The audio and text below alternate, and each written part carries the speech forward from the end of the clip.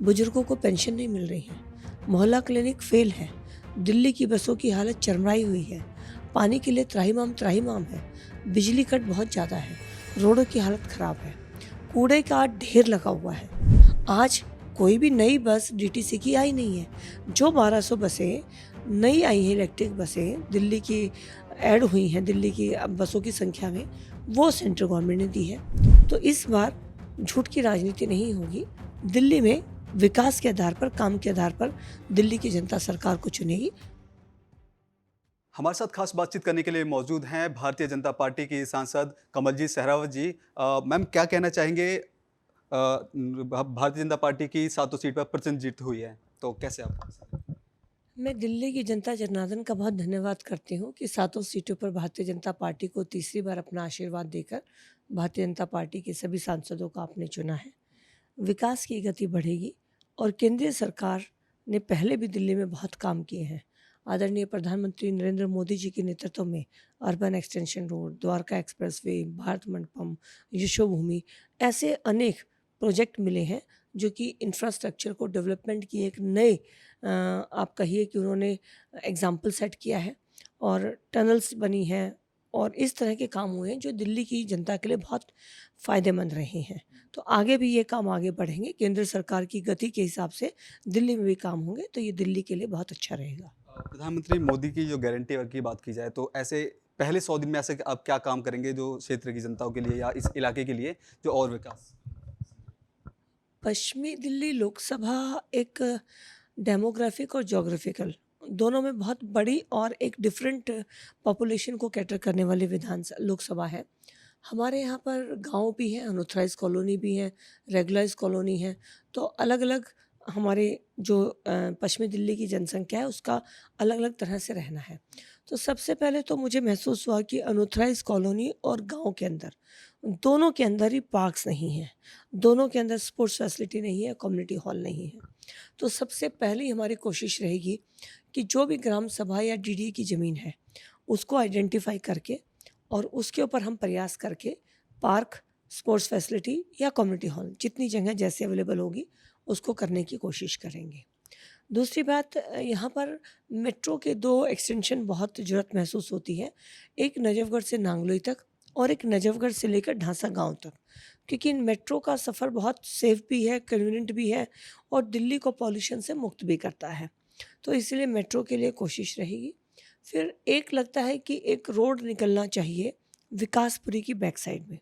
जैसे आप राजा गार्डन से नजफगढ़ की तरफ चलते हैं, तो राजा गार्डन से जब आप फेस करेंगे तो आपके राइट हैंड में आपका केशवपुरम, विकासपुरी विधानसभा, उत्तम नगर विधानसभा, ये सब आती है। तो इनका एक ही मेन रोड है जो कि आपका शिवाजी मार्ग है, राजा गार्डन से नजफगढ़। लेकिन जो पीछे नाला है उसके ऊपर अगर रोड बन जाता है तो इससे बहुत पीछे की जो हमारी थिकली पॉपुलेटेड कॉलोनी है उनको बहुत फ़ायदा मिलेगा। तो वो भी मेरा एक प्रोजेक्ट का हिस्सा रहेगा। मैम, एक उत्तम नगर में जाम की बड़ी समस्या रहती है। यहाँ पे मेट्रो भी है, फ्लाईओवर भी है, लेकिन बावजूद भी जाम। लेकिन इसके लिए क्या कुछ मास्टर प्लान है कि इस जाम से, क्योंकि लोग घंटे-घंटे तक इस जाम में फँसे रहते हैं?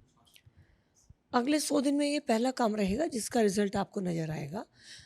राजा गार्डन से लेकर नजफगढ़ तक ये पूरी लोकसभा की लाइफ़लाइन है, जो बहुत इम्पोर्टेंट भी है और पूरी लोकसभा को एक रोड ऐसा है जो दोनों को कनेक्ट करता है। और इसके ऊपर आपने बिल्कुल सही कहा है, जाम की समस्या है। तो मेरा बहुत जल्द ही, जैसी हमारी ओथ सेरेमनी और ऑफ़िशियल काम शुरू होता है, तो मेरा पहला काम यही रहेगा कि ट्रैफ़िक पुलिस, पीडब्ल्यूडी, क्योंकि रोड पीडब्ल्यूडी का है, एमसीडी के साथ बैठ के इसका एक पॉलिसी बनाई जाए, एक इसको समझा जाए कि कैसे इसको किया जाए और अगले 100 दिन में इसके ऊपर आपको काम नज़र आएगा। अब मैम, एक ये बात की जाती है कि दिल्ली की सातों सीटों पर भारतीय जनता पार्टी की प्रचंड जीत। अब ऐसे में विधानसभा चुनाव भी करीब हैं, तो क्या लगता है कि इसका असर कितना पड़ेगा विधानसभा चुनाव पे? बहुत असर नज़र आएगा। जब हम जनता के बीच में गए हैं, तो जनता ने बताया कि राशन कार्ड नहीं बन रहे हैं और राशन कार्ड जिनके 2016 से पहले के बने हुए हैं, उसमें मान लीजिए जन्म कुछ बच्चे का होता है या शादी होती है, तो नाम ऐड नहीं किए जा रहे हैं। बुजुर्गों को पेंशन नहीं मिल रही है, मोहल्ला क्लिनिक फेल है, दिल्ली की बसों की हालत चरमराई हुई है, पानी के लिए त्राहिमाम है, बिजली कट बहुत ज़्यादा है, रोडों की हालत ख़राब है, कूड़े का ढेर लगा हुआ है। तो जब दिल्ली की जनता इन सब चीज़ों को देख रही है, हमने भी क्षेत्र में जाके लोगों से बात की है और इसीलिए जब जाना हुआ 85 दिन का चुनाव हमने लड़ा है। बहुत लंबा समय था। ड्राइंग रूम बैठक से लेकर प्रधानमंत्री जी तक की सभा के कार्यक्रम हुए, गली की पदयात्रा से लेकर बड़े रोड शो तक किए हैं। इन सब में जब जनता से कनेक्टिविटी हुई है तो जनता परेशान नजर आई है। तो इस बार झूठ की राजनीति नहीं होगी। दिल्ली में विकास के आधार पर, काम के आधार पर दिल्ली की जनता सरकार को चुनेगी। और जब इस बार हमें आशीर्वाद मिला है 7 सीटों पर और हमने तकरीबन 52 सीटें जीती हैं, तो 52 सीटों पर जब जनता का आशीर्वाद मिला है तो वो आशीर्वाद इससे बढ़कर अगली बार मिलेगा, ऐसा मुझे विश्वास है। कहीं कुछ चैलेंजेस आप समझते हैं, क्योंकि दिल्ली में आम आदमी पार्टी की ज़्यादा सीटें हैं और ऐसे में अभी भारतीय जनता पार्टी की विधायक तौर पे कोई नहीं है सीट, तो कुछ चैलेंजेस मानते हैं कि इस चुनाव में ये चैलेंजेस फेस करने पड़ेंगे भारतीय जनता पार्टी को? सबसे बड़ा चैलेंज होता है झूठ की राजनीति। कूड़े के पहाड़ ख़त्म कर दूंगा, कोई काम नहीं हुआ। मैं कोई भी सरकारी सुविधा नहीं लूँगा, ना बंगला लूँगा, ना गाड़ी लूँगा। आज 42 करोड़ के रेनोवेशन हुए मकान में रहते हैं, 3 लेयर की सिक्योरिटी में चलते हैं। भ्रष्टाचार नहीं करूँगा।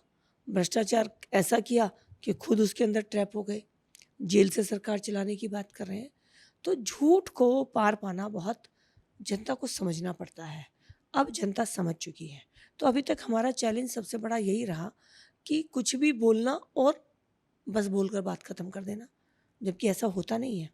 10 साल में दिल्ली का जल बोर्ड 500 करोड़ प्लस से 70,000 करोड़ माइनस में पहुंच गया। आज कोई भी नई बस डीटीसी की आई नहीं है। जो 1200 बसें नई आई हैं, इलेक्ट्रिक बसें दिल्ली की ऐड हुई हैं, दिल्ली की बसों की संख्या में, वो सेंट्रल गवर्नमेंट ने दी है। तो जो इनकी झूठ है, उस झूठ को मतलब काउंटर करना बहुत बड़ी बात होती है। लेकिन अच्छी बात यह है कि 10 साल में इनकी झूठ को जनता समझ चुकी है, तो अब कोई चुनौती नहीं होगी। आखिर में उस जनता को क्या कहना चाहेंगे जिन्होंने आपको पूरे बहुमत देकर के सरकार बनवाने का मौका दिया और पूरी दिल्ली में साथ दिया? मैं पश्चिमी दिल्ली लोकसभा और फिर दिल्ली की जनता जनार्दन का बहुत धन्यवाद करना चाहती हूँ। पिछले 10 साल का रिपोर्ट कार्ड हमने आपके सामने रखा कि केंद्र सरकार ने देश में, दिल्ली में और हमारी लोकसभा में क्या काम किया और उसी के आधार पर आपने वोट दिया। हमने अगला संकल्प पत्र भी आपके बीच में रखा है। ये संकल्प पत्र 2 तरह से है।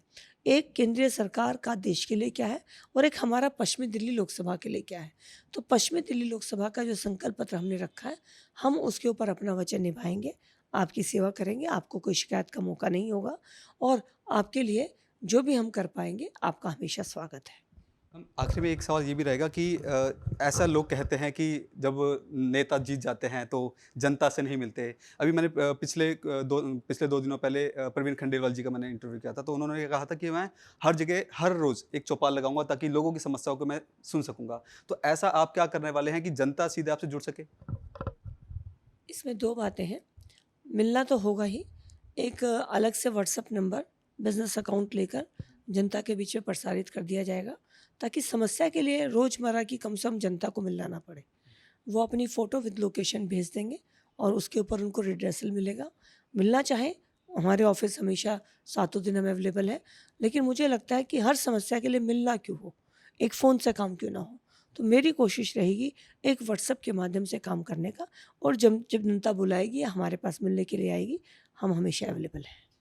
तो ये थी हमारे साथ कमलजीत सहरावत जी, इन्होंने तमाम मुद्दों पर हमारे से बातचीत की।